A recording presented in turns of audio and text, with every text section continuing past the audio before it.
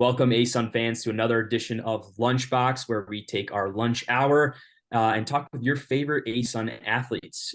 Joining me today is 2022 ASUN third team all-conference defender, 2023 United States Coaches Association defender to watch, and 2023 women's soccer preseason all-Sun team.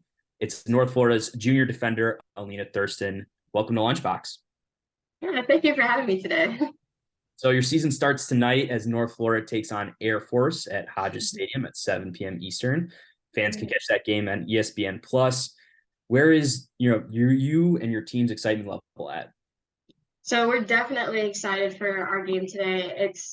I am so thrilled to finally start back up again. I know after your season ends in the fall, it's like, okay, I'm ready to start back up again. So for us, we're all really excited. We're talking about it a couple of days ago. Like we're just all really, really pumped up for the first game.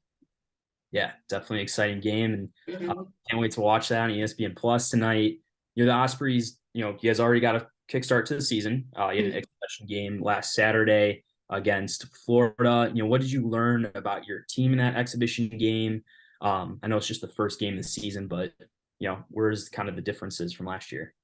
Yeah, I think this year we're extremely deep in our numbers, but everyone has that fighting and competitive mentality, which I think we have a bit more of that this year than last year. We also have very, very amazing players this year, and I'm so excited to be playing with them. A lot of new faces, a lot of new transfers, a lot of new freshmen. So it's an exciting time. I know, like with the Florida game, we learned that we're able to, play quickly, play fast, and that we're a threat for sure.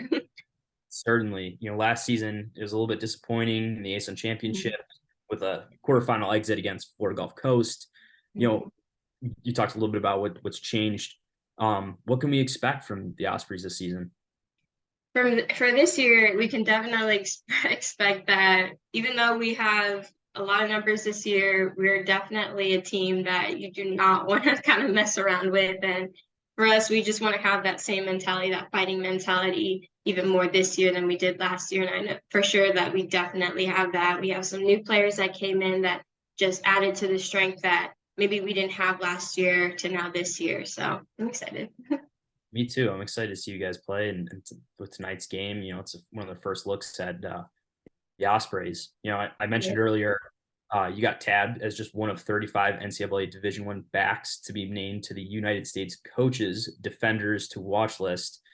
Can you tell us a little bit about what this honor means to you? Does it raise your personal expectations for the season? Yeah, for me, not really big fan of being put on the spotlight, but when I saw that, I was actually like so excited on the inside just because I didn't really realize how many people were actually watching me play. So to be top 35 in all D1 schools was an amazing experience. I was in shock for a little bit. But I was the first person I called was my mother because she's my inspiration to everything. And I was like, I had to tell her. She was the first person I had to tell.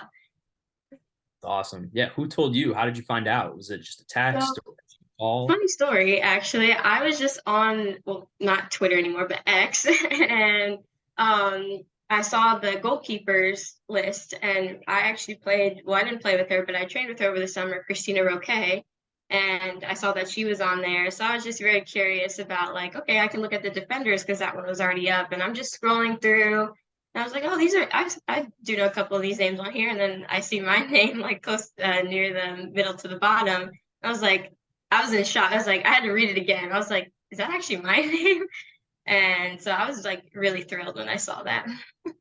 Yeah, that's an awesome moment. I know Mhm. my mom is my go-to call as well. So, Yeah.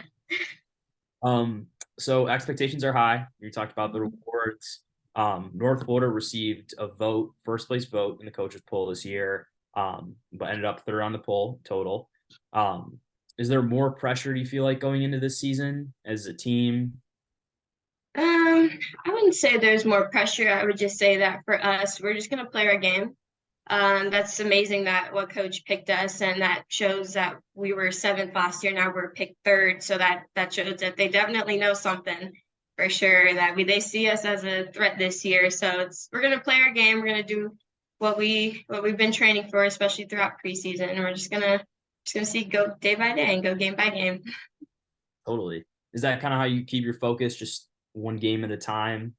Yeah, for me especially, yeah, I go one game at a time, one day at a time, because if you keep thinking about the future, it could be very chaotic and it could stress you out. So I take it day by day. So that's a great way to do it. I'm the Yeah. same. Yeah. Wake up, get going. Mhm. So I want to talk a little bit about an Instagram post that you posted. Yeah, Uh, of course. posted a Muhammad Ali quote. Mhm. If my mind can conceive it, if my heart can believe it, then I can achieve it. Can you kind of talk a little bit about, that quote, why you chose it, and what it means to you? Yeah, Muhammad Ali, he's an amazing fighter. He when I first heard that quote, it took like it was a lot on my heart because for me, um, I would fight myself internally. I'm always my biggest competitor. It's always myself. So I always have to think, okay, I take deep breaths and be like, okay, I have to, if I think about it and I believe that I can do it, I know that I can achieve it. And so for me, that was always something that stuck in my heart and in my mind, just because your biggest battle is always yourself. And if you believe it, that's halfway. And then the more you work hard towards something, you're getting closer to your dreams. So that's why I really like that quote. Yeah, I love that quote. That was really good. It was a really sweet post too. Uh, Nice. cool graphic, very cool graphic. Um, so we saw that you're a marine biology major, and marine biology is certainly in the news. I'm sure you know orcas have been flipping boats on the Spanish and Portuguese coasts. So what interests you about marine biology? Why'd you choose it as your major? Yeah, so my dad's actually from the Bahamas, and we would go over there so much. We try to go like once a year if we can. And I just love being around animals, and I love being near the ocean. And I think it's just a fascinating thing to me that it's so unknown. And I'm a very curious person, and I would love to do research and figure out why things are happening out there and find new medical things out there, just to understand a world that is literally right next to us, and it's like 70% of our world. And for it to be so unknown, it's like that sparks like a curiosity in me, and I want to just learn more about it. Do you have a favorite marine animal? Can I ask? Yeah, a turtle.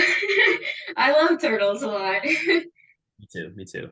That's definitely a good pick. That's awesome. Well, since this is the lunchbox, I'm curious. I'm gonna ask at least one food question here.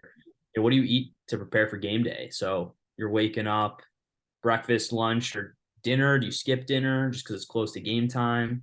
Yeah, so for me, if I get really stressed out, I know my freshman year was like kind of hard on me, but I wouldn't not eat breakfast too much, and it was a bad habit. But now as I'm getting more into it, like for our home games, I have a what I call my superstition in a way. So I have to eat chocolate chip pancakes before my game. Yeah, and people are like, that's so unhealthy. But I mean, for me, it's like it's just been the thing that I've been doing for like the past year. And it's like a habit now. Like, I'll just go and get chocolate chip pancakes. That'll be my breakfast. And then my lunch is normally, if we get something catered to us, it could just be like a sandwich or something, just something light, not too heavy before a game. And normally, if it's the day before game, I love pasta. Pasta is my like favorite food. So I will normally just always get pasta before a game. Nice. I like the superstitions. The chocolate Yeah. pancakes. That's Yeah. that's the best topping for pancakes. We talked Mhm. about that. That is the best topping. Um, so the World Cup is going on right now. I want to ask you a soccer question.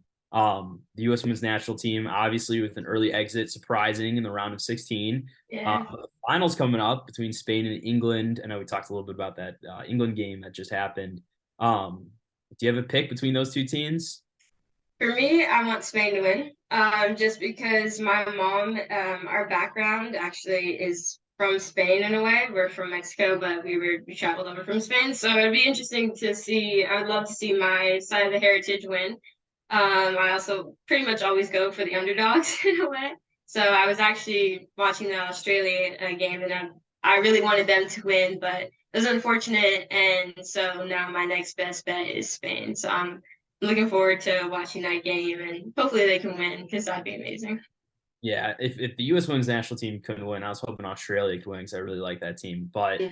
I think I'm with you. Yeah, that was my next bet too, because I was like, dang, that'd be cool if like the co-host could win. Exactly. That would have been awesome. Would have been a great story. Hmm. England moved on. I'm with you though. Spain for sure. Yeah. So we have a new game here on Lunchbox. It's called Red Flag, Green Flag. Okay. I'm going to give you three prompts, and you're going to have to tell me if it's a red flag, meaning bad thing you wouldn't do, or a green flag, meaning a good thing you would do, and why you think it's a red flag or a green flag. Are you ready? Yeah, I'm ready. Okay. So our first prompt here is having a game day superstition, like putting a penny in your sock or wearing the same headband every game. I'd say that's a green flag for sure. Just because like we all have our superstitions and it's also honestly a mental game for you. So if you need to do that to mentally prepare yourself, then I say all for it. Yeah, I like your superstition too. The chocolate Mhm. or game day. That's a good one. That's a good Yeah. one. Having a messy locker. Ooh. Um, I'd say that's a little bit of red flag in a way, just because not gonna lie, mine is kind of messy. Not too bad, but it's kind of messy right now.